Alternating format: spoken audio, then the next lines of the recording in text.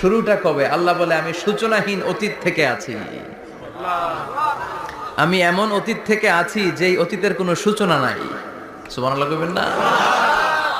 আবার আমি সীমাহীন ভবিষ্যৎ পর্যন্ত থাকবো। সুবহানাল্লাহ পড়ে। এমন ভবিষ্যৎ যেটা সীমা নাই, এমন অতীত যেটা শুরু হয় নাই, তিনি হচ্ছেন আল্লাহ। চিল্লায় বলেন তিনি কে? এজন্য আমরা বলি রাদিতু বিল্লাহি রাব্বা, রব হিসেবে আল্লাহ তোমারে পেয়ে আমরা খুশি। এজন্য আমাদের ইবাদতের সব জায়গায় এই রবের নামের গুণগান আছে না?